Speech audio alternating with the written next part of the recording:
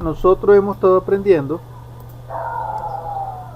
¿verdad?, que toda carga eléctrica nos va a generar un campo eléctrico, así como estamos viendo en la pantalla.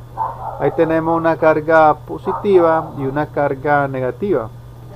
Entonces, acá ese campo eléctrico nosotros lo estamos representando así como flechitas, ¿verdad?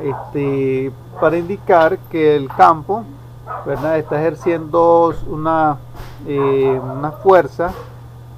En el caso de la carga positiva, pues ese campo va dirigido hacia afuera, ¿verdad?, como lo estamos viendo acá. Y en el caso de la carga negativa, ese campo, ¿verdad?, tiene está dirigido hacia adentro, ¿verdad? Entonces, hemos aprendido, ¿verdad?, que si las cargas son de diferentes signos, estas cargas van a atraerse, ¿verdad?, por ser de diferentes signos. Y una vez que esas cargas ya se unen, se neutralizan, ¿verdad? Entonces, al quedar unidas las dos cargas, ¿verdad?, se neutralizan. ¿Por qué se neutralizan? Porque supongamos que sean cada uno me indique una partícula. Entonces quiere decir, al tener una carga negativa, lo que me está diciendo es que esa partícula tiene exceso de electrones, y en el caso de la positiva es que tiene déficit de electrones. Entonces, al acercar esta carga o este cuerpo, partícula cargada con electrones, entonces a otra que le hace falta, entonces ellas se complementan, entonces esta carga ellas se neutralizan y entonces ya dejan de ser positiva o negativa. Al contrario, ¿verdad?, si tenemos dos cargas del mismo signo, ¿verdad?, entonces ellas siempre se van a repeler, ¿verdad? Ya sea que tengamos dos positivas, como lo tenemos en este lado, así como que tengamos dos negativas, ellas siempre se van a neutralizar, a repeler. Entonces, ¿qué es lo que aprendíamos nosotros en las semanas anteriores? Aprendíamos a hacer varios cálculos. Entre ellos, nosotros aprendíamos a calcular el valor de la fuerza de repulsión o atracción entre ellas, ¿no? Eso es lo que nosotros hemos aprendido a calcular, ¿ya?, en las clases anteriores. Y esos cálculos nosotros lo hacemos, ¿verdad?, en base a la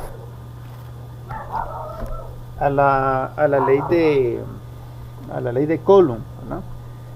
Entonces, vamos a repasar la fórmula. También nosotros hemos aprendido a calcular la intensidad del campo eléctrico, ¿no? Es decir, que nosotros, entre más nos acercamos a una partícula cargada, la intensidad del campo eléctrico va a ser mucho mayor, así como estamos viendo la flechita roja, ¿no?, al acercarla al campo, a la carga positiva, ¿no? Luego, si nosotros vamos alejando, ¿no?, nos vamos alejando de esa carga positiva, ¿no?, la intensidad del campo eléctrico de esa carga va disminuyendo. Entonces nosotros nos calculábamos, ¿verdad?, también ese valor lo calculábamos utilizando la tercera ley de Coulomb. La fórmula, si ustedes recuerdan, para calcular la intensidad del campo eléctrico, era una constante K por el valor de la carga entre la distancia al cuadrado, ¿ya?, y al punto. Es decir, de la distancia desde la carga positiva al punto que estoy analizando, ¿verdad?, esa iba a ser mi distancia R. ¿Ya? Esa es la distancia R que nosotros necesitamos, más el valor de la carga, ¿verdad?, el valor de ese, ya sea de esa partícula o cuerpo. Entonces, entre más cerca nosotros nos encontramos, ¿verdad?, a la carga, entonces mayor es la intensidad de ese campo eléctrico, como lo estamos viendo acá en pantalla. Entonces, ahora si nos acercamos a la carga negativa, nuestra intensidad del campo eléctrico que me está produciendo la carga negativa también va a aumentar, pero en este caso, a diferencia de la carga positiva, esa intensidad va aumentando hacia adentro de la partícula, mientras que si nos acercamos a la carga positiva, la intensidad va hacia afuera. Estos conceptos, yo creo que les comenté que en cálculo hay unos conceptos parecidos a esto que tienen que ver con onda, con electromagnetismo, con flujos, puede ser de agua o aire. Entonces, en física y matemática a esto se le conoce como pozos y sumideros, ¿verdad? En el caso de una carga negativa se le conoce sería como un sumidero, porque todas las cargas o el campo, ¿verdad?, la línea de acción de ese campo va hacia adentro, hacia la partícula. Y en el caso de la carga positiva se le consideraría como un pozo, porque, ¿verdad?, de ellas salen, ¿verdad?, de ellas salen esas líneas de acción o de fuerza. ¿Sí? Entonces aprendíamos, ¿verdad? Ahora, en la ley de Coulomb, ¿qué es lo que aprendíamos nosotros? Nosotros podíamos calcular la fuerza de atracción o repulsión entre dos cuerpos. En este caso sería de atracción, porque son de diferentes signos. ¿Y cuál es la fórmula que utilizamos nosotros para conocer la fuerza de atracción? ¿Verdad? Era F igual a, multiplicamos, iba a ser K por la carga 1 por la carga 2 entre la distancia al cuadrado, es decir, la distancia al cuadrado entre las dos cargas. La ley de Coulomb es lo que nos dice que la fuerza de atracción o repulsión de dos cargas o dos partículas cargadas va a ser directamente proporcional a la multiplicación del valor de sus dos cargas entre la distancia al cuadrado entre ellas dos.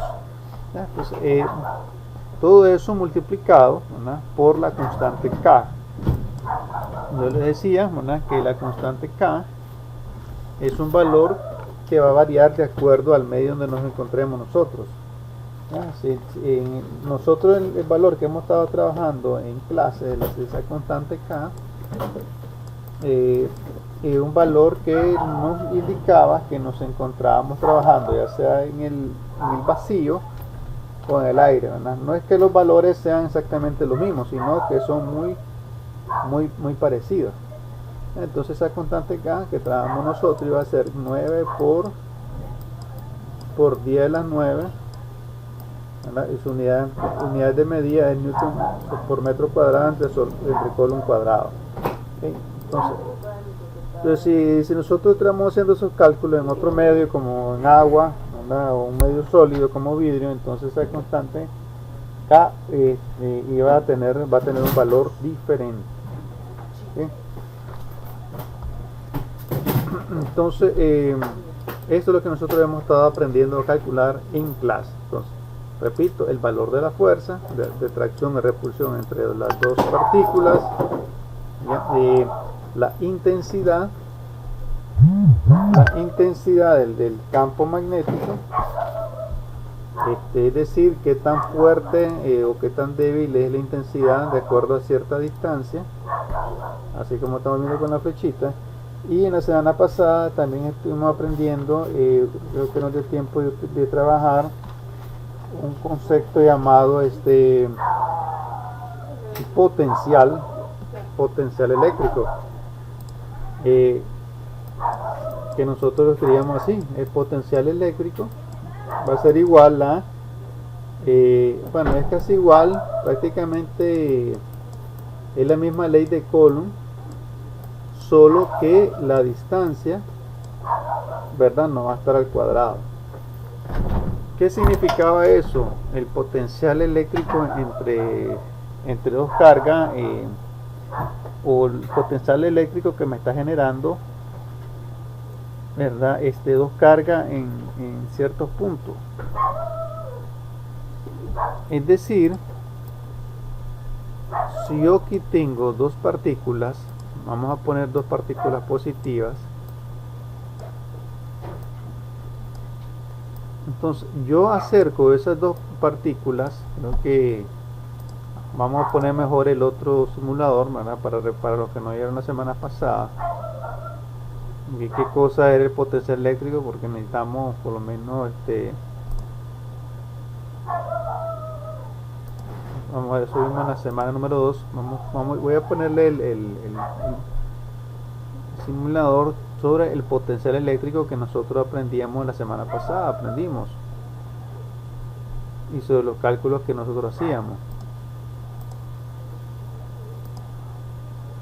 Yo decía la semana pasada que ese potencial eléctrico es muy parecido al potencial que me genera, a la energía potencial que me genera un cuerpo que está suspendido ¿verdad? Puede ser en un techo, en el aire, porque entre más alto está ese cuerpo de la superficie de la Tierra, su potencial, ¿verdad? Su energía potencial va aumentando, ¿verdad? Entonces acá nosotros vamos a poner dos cuerpos cargados, en este caso los dos tienen carga positiva, y al tener los dos cargas positivas son del mismo signo, entonces ellas van a buscar cómo repelerse, ¿no? Entonces para mantener dos cargas del mismo signo a cierta distancia, a una distancia r, entonces se necesita aplicar una fuerza externa. En este caso, como son de igual signo, entonces ellas se repelen, entonces esa fuerza tiene que ir, ¿verdad?, en esa dirección. Si fueran de diferentes, yo los tengo que empujar a las dos cargas. Entonces, si fueran de diferentes signos, entonces las dos cargas se van a atraer. Entonces, vamos a activarlo acá. Si fueran una positiva y otro negativo, entonces ellas se van a atraer, y entonces para mantenerla a cierta distancia yo tengo que mantener una fuerza en esta dirección, ¿verdad?, contraria. Entonces la energía, el potencial, el potencial eléctrico, la energía potencial que me está generando, que se está generando en una carga, nosotros lo calculamos con la siguiente ecuación: la energía potencial va a ser igual a la constante K multiplicado por el valor de cada una de las dos cargas entre la distancia entre ellas, solamente que en este caso no es al cuadrado, ¿verdad?, cuando calculábamos la fuerza. Entonces yo les decía, ¿verdad?, que esa energía potencial, que es lo que me va a indicar, ¿verdad?, es más o menos, me da una idea de que si yo soltáramos, como estamos empujando estas dos cargas, en este caso yo tengo dos cargas positivas y ellas se repelen entre sí, entonces si yo suelto una de las dos cargas, entonces o suelto las dos, entonces ellas van a salir disparadas, ¿verdad?, en dirección contraria, entonces generando una aceleración o un desplazamiento, ¿verdad?, en sentido opuesto. Entonces, si esas partículas, ¿verdad?, fueran objetos, esto sucede exactamente como los imanes, ¿verdad? Si nosotros acercamos dos imanes, ellos se van con polos iguales, ellos se van a repeler, y si le soltamos ese imán va a generar un movimiento, entonces sí va a generar una aceleración. Entonces, entre mayor sean las cargas de estos dos cuerpos, entonces mucho mayor va a ser la fuerza de repulsión que me va a generar ellas, ¿verdad? Es decir, mayor va a ser las fuerzas que yo voy a tener que aplicar para poder acercar esas cargas, ¿verdad?, con igual signo. Y al soltarle, entonces va a ser mucho mayor el desplazamiento y la aceleración que ellas van a obtener. En la próxima clase, creo que si nos da tiempo, pues vamos a ver un ejercicio sobre cómo calcular la aceleración que me va a generar esa carga, ¿verdad? Y para conocer la aceleración de esta carga, nosotros utilizamos la segunda ley de Newton, que me dice que la fuerza va a ser igual a masa por aceleración. Usted puede calcular la fuerza con que se están repeliendo, con que se repelen estas dos cargas. ¿Cómo? ¿Verdad? Con la fórmula que aprendimos de la ley de Coulomb, ¿ya? Que es carga 1 por carga 2 entre la distancia al cuadrado por la constante K. Yo puedo conocer esa fuerza. Ahora, la masa, en este caso, esa partícula tiene que tener una cierta masa, por muy pequeña que sea, tiene que tener cierta masa. En este caso sería kilogramos. Entonces, si yo conozco la fuerza de repulsión de esas dos cargas o de atracción, y conozco su masa perfectamente, yo puedo conocer, ¿verdad?, la aceleración con que se van a desplazar esas partículas, ¿verdad?, en dirección contraria, ¿ya? Y entre mayores de aceleración sabemos que mucho mayor va a ser la distancia que va a recorrer, ¿verdad?, y la velocidad con que va a aumentar en función del tiempo. Entonces, eso han sido los conceptos que nosotros hemos estado aprendiendo hasta la semana pasada. Todo esto se genera en cargas que están en reposo, ¿verdad? No sé si antes de continuar alguien tiene un comentario, quiere agregar algo más sobre esto, ¿verdad?, sobre las cargas, porque igual hoy vamos a continuar, ¿verdad?, pero ya sobre esto algo parecido, pero, ¿verdad?, ya en otras condiciones diferentes.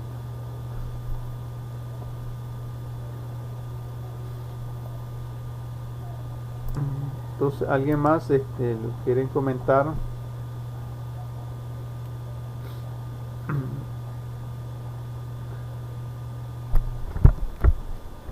Bueno, entonces vamos. ¿Qué dice? No le escuché.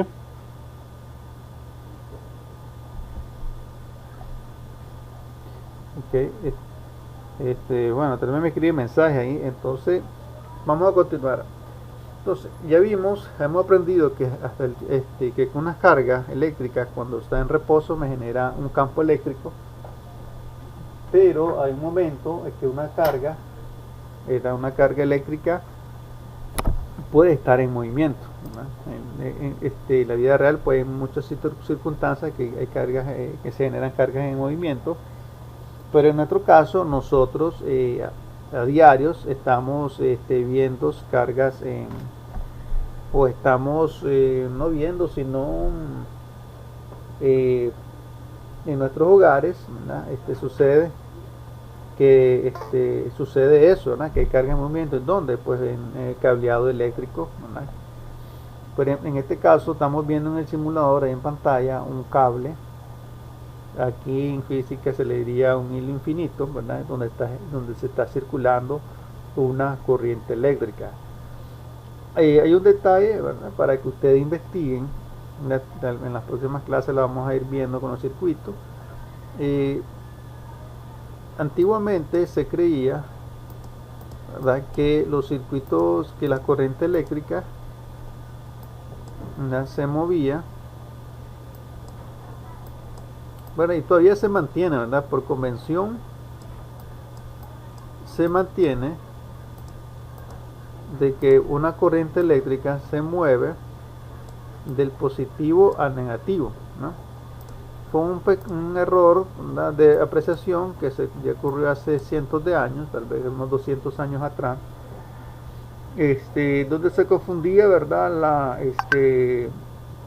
el paso de la corriente eléctrica con la tensión o el campo magnético que genera, ¿verdad?, una corriente que está en movimiento, una carga eléctrica. Pero ahora, pues, ya se sabe, por el tiempo después, se pudo constatar que realmente cuando hay una diferencia de potencial, que se le llama, ¿verdad?, cuando tenemos una batería, cuando estamos generando, ¿verdad?, un voltaje, que realmente los electrones, ¿verdad? Cuando se está generando una corriente eléctrica, realmente hay un movimiento de electrones del negativo al positivo. ¿Por qué sucede eso? Porque en esta área donde está la parte positiva, lo que existe es un déficit de electrones, ¿no? Y acá en la parte negativa, lo que tenemos un exceso de electrones. Por tanto, los electrones se tienen que mover, ¿verdad?, hacia donde hay falta de electrones, ¿no?, donde faltan electrones, y se van a estar moviendo hasta que esta parte positiva, ¿verdad?, ya no esté cargada positivamente, sino quede neutro, ¿verdad? Ya no haya no tenga déficit de electrones. Entonces, por eso es que los electrones se van a mover, ¿verdad?, hacia la parte positiva. Entonces, al estarse moviendo los electrones de esta parte negativa a la parte positiva, entonces lo que me va a generar es el movimiento de una carga, ¿verdad?, de una carga eléctrica. Entonces, es un detalle ahora para que ustedes lo investiguen, lo lean o lo busquen, ¿verdad?, en los tutoriales. Entonces, cuando hay una corriente eléctrica, en este caso, esta corriente eléctrica me está señalando que se mueve en esta dirección, ¿verdad? Pero si por eso ustedes pueden ver, ¿verdad?, que esos puntitos van hacia arriba, ¿verdad?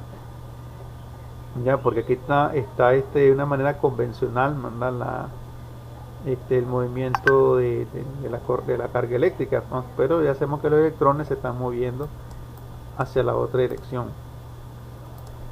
Entonces, cuando tenemos una carga eléctrica en movimiento, nos va a generar lo que estamos viendo nosotros en pantalla.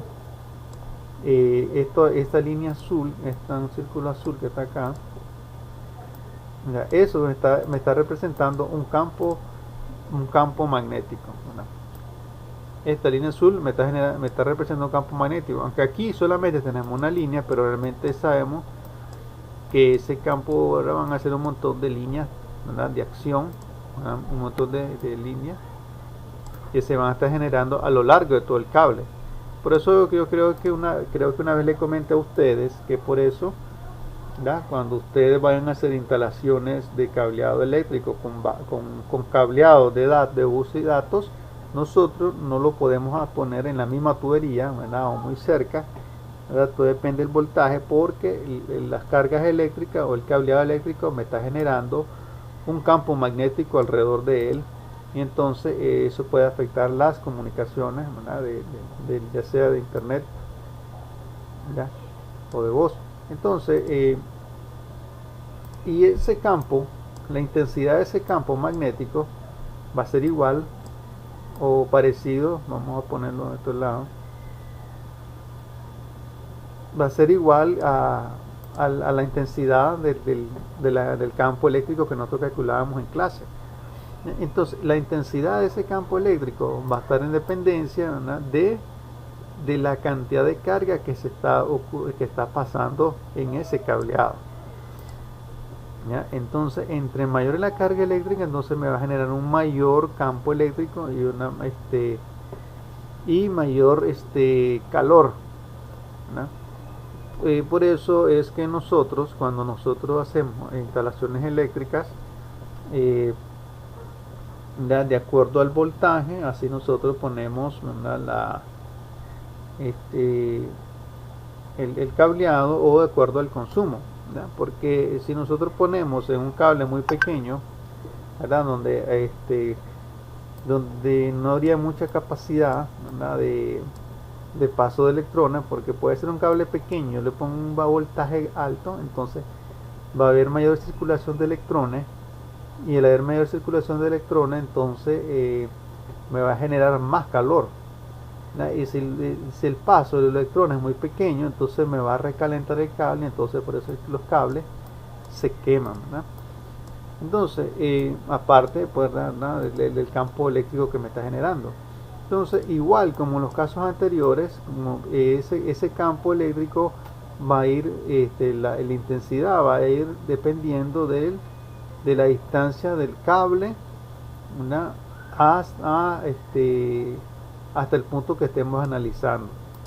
Es decir, si yo estoy analizando un punto cercano, ¿verdad?, la intensidad va a ser, ese campo va a ser mayor, y entre más largo, ¿verdad?, va a ir disminuyendo hasta quedar neutralizado. Entonces, la fórmula que utilizamos nosotros, acá lo estamos viendo en pantalla, en este caso se llama B. En el caso de la corriente eléctrica, del campo eléctrico, utilizamos la letra E para conocer la intensidad del campo eléctrico. Pero ahora en este caso utilizamos B para conocer la intensidad del campo magnético que me está generando esa carga eléctrica. Ahora, este signo mu o mu, ¿verdad?, lo leen, ¿verdad?, que es una letra griega, es la letra minúscula de la letra M, mu, ¿verdad? La letra M se lee mu en griego, entonces esta es la mayúscula y esta se llama letra minúscula mu, ¿verdad? En este caso no lo debemos de confundir con el símbolo de micro. Recordemos, creo que nosotros hemos estado, en los ejercicios anteriores hemos estado comentando en clases sobre micro, sobre nano, sobre pico, ¿verdad? Entonces no hay que confundirlo con esta simbología de micro. Entonces, por la intensidad de la corriente eléctrica que se mide en amperes, todo eso dividido por 2pi entre la distancia del cable al punto que estamos analizando. Entonces, en este caso, cuando nosotros analizamos la intensidad del campo eléctrico, ¿verdad?, la unidad de medida que utilizamos nosotros es Newton sobre Coulomb. Ahora en este caso vamos a utilizar, en caso de intensidad del campo magnético, es Tesla. Es Tesla la unidad de medida. Allá en el campo le comparto, ¿verdad?, varios videos donde se hacen las demostraciones, donde salen esas unidades de medida. Entonces, para que ustedes luego le quería ver en casa, para que ustedes pues lo lean, ¿verdad? Entonces, estos son los valores que nosotros vamos a estar aprendiendo a calcular en estos días, en esta semana, ¿verdad?, la intensidad del campo magnético. Repito, entonces, ¿esto cómo se origina? Un campo magnético se origina cuando hay una carga está en movimiento, ¿ya? También ahora vamos a poner tenemos dos hilos, ¿verdad?, infinitos, ¿verdad?, que están pasando corriente eléctrica.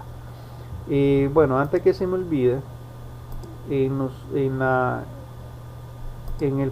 este primer caso ustedes vamos viendo una mano, ¿verdad?, que me está señalando, esa mano no es de like, ¿verdad?, como en las redes sociales. Esa lo que me está indicando esa manito, ¿verdad?, y ese dedo pulgar es la dirección de la corriente eléctrica y la dirección de movimiento del campo magnético. Entonces, si nosotros sabemos que la corriente eléctrica se está moviendo hacia arriba, entonces nosotros ponemos, ¿verdad?, aquí está la corriente, bueno, aquí abajo sale, nomás indicando que la corriente va hacia arriba. Entonces mi pulgar lo pongo hacia arriba para indicar que la corriente eléctrica va hacia arriba. Entonces, ahora mis otros dedos, los otros 4 dedos me van a indicar el sentido del campo magnético, porque ese campo magnético está, por así decirlo, como haciendo un giro alrededor del cable. Entonces estos 4 dedos me van a indicar el giro, ¿verdad?, del campo magnético. Nosotros utilizamos esta regla de la mano derecha en física 1. ¿Alguien puede recordarme o recordarnos en qué caso utilizamos nosotros la regla mano derecha en física 1? Creo que nosotros lo estuvimos viendo ya en la que tiene que ver con estática. ¿Alguien lo recuerda? ¿En qué caso utilizamos la regla de la mano derecha en física 1, en estática? ¿Alguien quiere?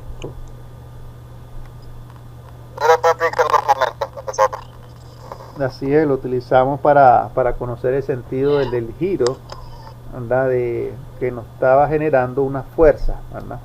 Entonces en este caso es algo parecido, por así decirlo. Nosotros indicamos con el dedo gordo hacia dónde va la corriente eléctrica, y entonces las otras dedos van a indicar el sentido de giro de ese campo. Entonces, en este caso, el sentido de giro del campo es este, como estamos viendo en la pantalla. Ahora, si la corriente eléctrica fuera hacia dirección opuesta, entonces yo pongo mi dedo gordo hacia abajo, ¿verdad? Y mis otros dedos me van a indicar el sentido de giro del campo magnético. No sé qué sería este sentido de giro. ¿Por qué es importante este sentido de giro? ¿Verdad? Porque si nosotros tenemos dos cables que están pasando, como lo vamos a poner ahorita, yo tengo dos cables que están cerca, ellos me van a estar generando un campo magnético, pero el sentido de giro de ellos, si son diferentes, la dirección, ¿verdad? Entonces me va a causar un efecto diferente en cierto punto.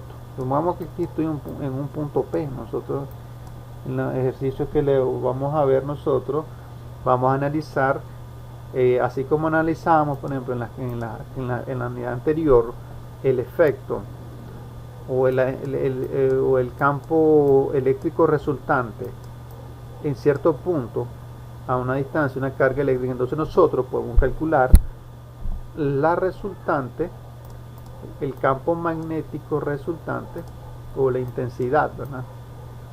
La intensidad del campo magnético resultante en un punto P, ¿verdad? Que está ubicado a una distancia R1, lo voy a poner yo, de un cable, y una distancia R2 de otro cable. Entonces, estos cables, de acuerdo a la carga, a la intensidad, entonces me va a producir un valor de un campo magnético, ¿verdad? Y acá sería aquí B1 y aquí B2, bueno, aquí B1, el otro lado sería B2.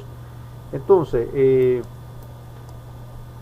estos campos, esta carga eléctrica me va a generar una intensidad en los campos eléctricos. Entonces, esos campos, de acuerdo a la dirección que ellos tengan, ellos se van a anular o a sumar en cierto punto. Este campo B2 tiene esta dirección, ¿verdad? Porque la corriente eléctrica va hacia abajo. Ahora, en este otro, la corriente eléctrica va hacia arriba. Entonces, este campo van a tener esa dirección. Entonces, si nosotros acercamos esos cables, los vamos acercando, entonces, ¿qué va a pasar con estos, con las intensidades? Yo lo estoy poniendo acá. Esas intensidades, como vienen en sentidos opuestos, se van a ir neutralizando en cierto punto. Pero si las dos corrientes, ¿verdad?, coincidieran, ¿verdad? Vamos a ver si lo puedo poner acá en diferentes sentidos. Creo que no se puede. Este simulador no me permite. Entonces, ¿qué pasa si los sentidos fueran, pongamos así, en esta dirección? Ya, ellos tendrían que ese campo magnético coincida. Entonces, yo aquí estoy en el punto P. Entonces, al campo magnético, ¿verdad?, al coincidir ellos, su forma de giros, entonces más bien en este punto el campo magnético se va a sumar. Entonces va a ser mucho mayor la influencia en ese punto por los dos cables, ¿ya? Por eso es necesario que nosotros conozcamos el sentido, ¿verdad?, de la carga eléctrica, y para saber el sentido del campo magnético, y de esa manera nosotros podemos saber si vamos a restar o a sumar en este punto el campo B2 y el campo B1. ¿Ya? Esto es parecido como los análisis que hacíamos nosotros en las clases anteriores, donde nosotros analizamos las cargas eléctricas o la fuerza. Ustedes recuerdan que no tenía nada que ver con no tenía nada que ver el signo de la carga, sino la dirección, ¿verdad?, del campo que me está generando esa carga. Entonces así es esto parecido a la hora que nosotros analicemos el campo magnético en cierto punto. Ahora otro detalle importante que nosotros debemos manejar es el concepto de líneas de fuerza. En este simulador estamos viendo un imán natural. En otro caso, cuando hay carga en movimiento, nosotros se forman campos magnéticos. En este caso estamos viendo un campo magnético generado, ¿verdad?, de manera natural por un imán. Entonces estas líneas son lo que nosotros llamamos, ¿verdad?, las líneas de fuerza. Entonces si nosotros ubicamos una cierta pieza dentro de estas líneas de fuerza, ¿verdad?, entonces de acuerdo al tamaño puede ser una placa o cualquier objeto, entonces entre más grande sea nuestro objeto, entonces mayor va a ser la cantidad de líneas de fuerza que van a pasar en ese objeto. Entonces es lo que nosotros llamamos flujo. Esto de flujo, ¿verdad?, el flujo magnético es otro concepto nuevo que estamos aprendiendo nosotros, pero tiene que ver mucho, pues se parece, vamos a ver si se activó no se activó acá un simulador que tenía.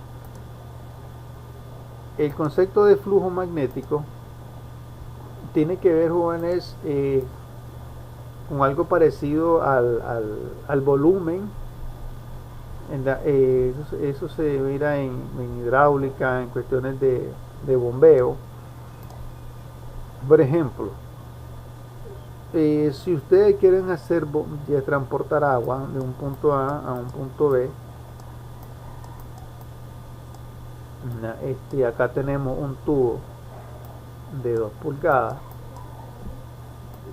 y luego aquí yo tengo un tubo de 4 pulgadas. Aquí yo debo dejar mi tubito de 2 pulgadas y aquí mi tubo de 4 pulgadas. Esto lo estoy utilizando para explicar el concepto de flujo magnético, que es algo análogo a lo que es flujo puede ser de agua o de aire, ya puede ser líquidos o gases. Entonces la lógica que me dice a mí, ¿verdad?, en cuáles de esas dos tuberías va a circular más agua. A ver, alguien que quiere decir, bueno, lógicamente ya sabemos la respuesta, pero ya en cuál. Bueno, hay sus ciertas variaciones, ¿verdad? Hay sus ciertas variaciones cuando estamos trabajando con líquidos, pues, pero vamos a suponer que estos van a la misma velocidad, ¿verdad?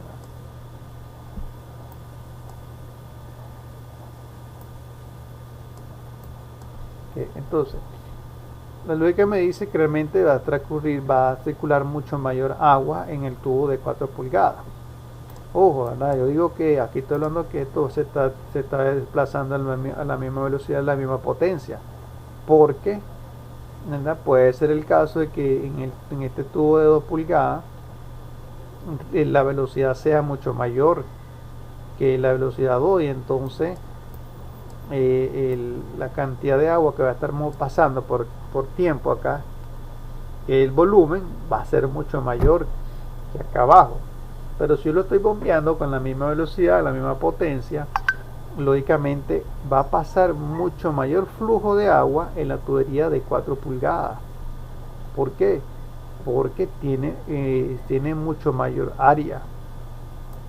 ¿Ya? El área, este sería mi área 2 y acá mi área 1.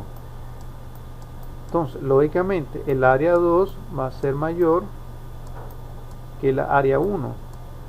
Entonces, por tanto, yo voy a tener mucho mayor flujo de agua en la tubería de 4 pulgadas. ¿Ya?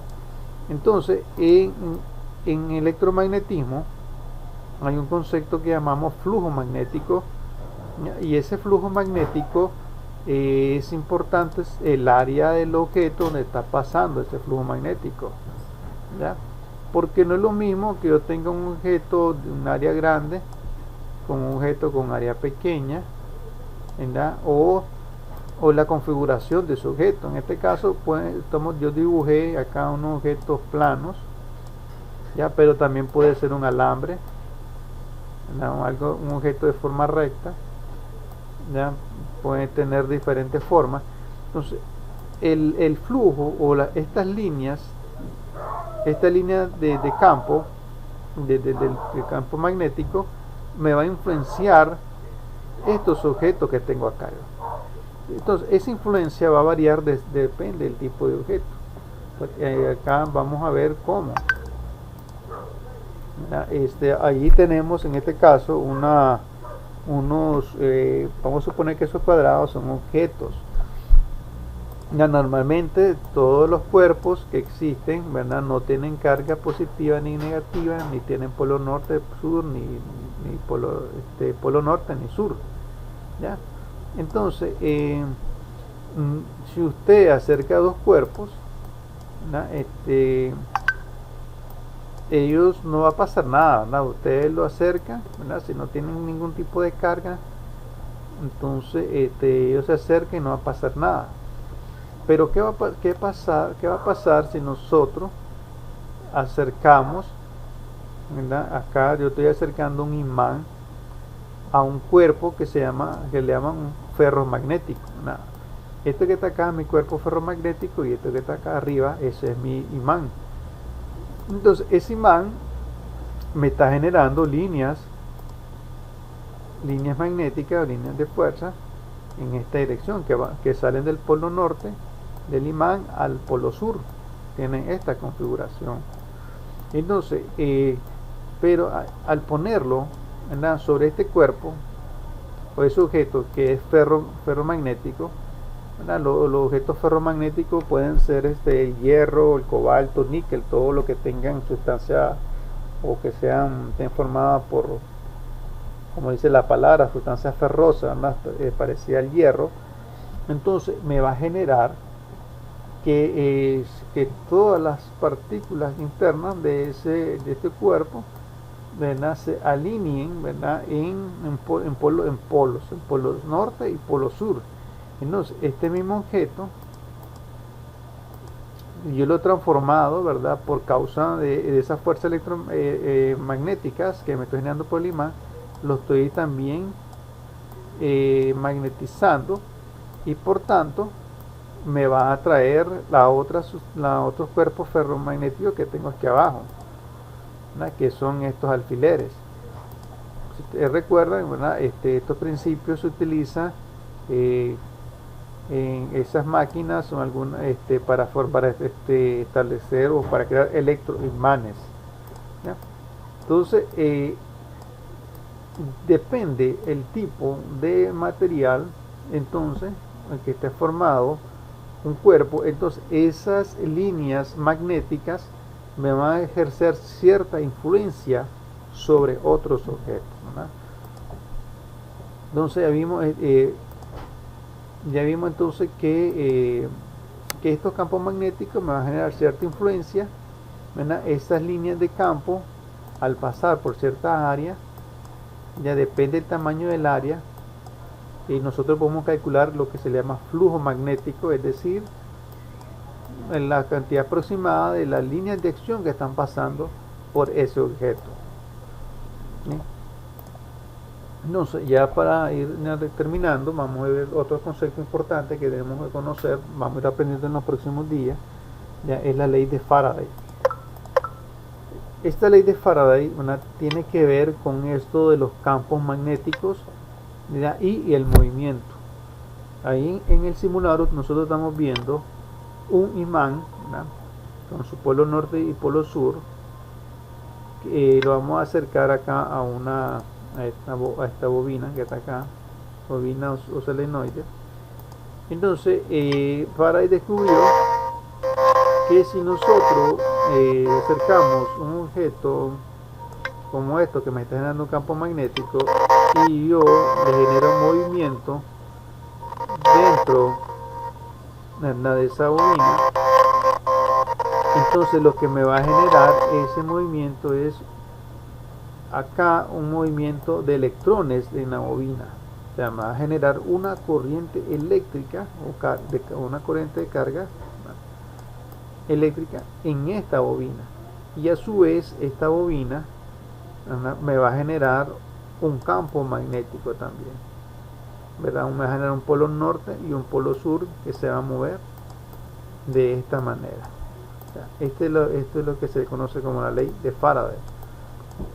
Entonces, en base a este principio de la ley de Faraday es que se construyeron luego los generadores eléctricos, ¿verdad?, que existen en la actualidad de corriente alterna. Entonces, en este caso, usted también, la otra opción es, para generar una corriente eléctrica en esta bobina, usted mueve el imán, o también podemos nosotros generar movimiento en la bobina. Y en este caso se genera algo parecido a esto. Vamos a ver si lo tengo acá, lo que se le conoce como un alternador, ya que los generadores eléctricos funcionan en base a este principio de la ley de Faraday. Ahí estamos viendo en pantalla, acá tengo un imán, ¿ya?, con su polo norte y su polo sur. Entonces el imán está en reposo, pero ¿qué cosa está en movimiento, ¿verdad? Está moviendo acá lo que se le conoce como una espira, ¿verdad? Entonces al estar en movimiento esa espira genera un efecto parecido al que estamos viendo nosotros en el otro caso. Vamos a ir cerrando esto.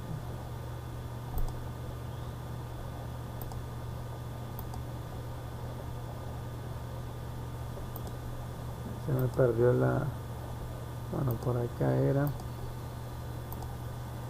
Entonces, en este caso nosotros estábamos lo que movemos es el imán para inducir una corriente eléctrica, y en este caso con el alternador lo que estamos moviendo, ¿verdad?, es la espira, ¿verdad?, para inducir una corriente eléctrica dentro de la espira, ¿verdad? Bueno, y esa corriente eléctrica va a ser proporcional, ¿verdad?, a la intensidad del campo magnético que me está produciendo el imán, ¿verdad?, y al área de esta bobina, ¿verdad?, y al movimiento, ¿verdad? Entonces, ustedes vemos, este es el principio, ¿verdad?, para generar corriente eléctrica de esta manera, ¿verdad?, utilizando la inducción electromagnética. Okay, entonces estos son los conceptos, jóvenes. En la próxima sesión de clase vamos a realizar unos ejercicios sobre esto.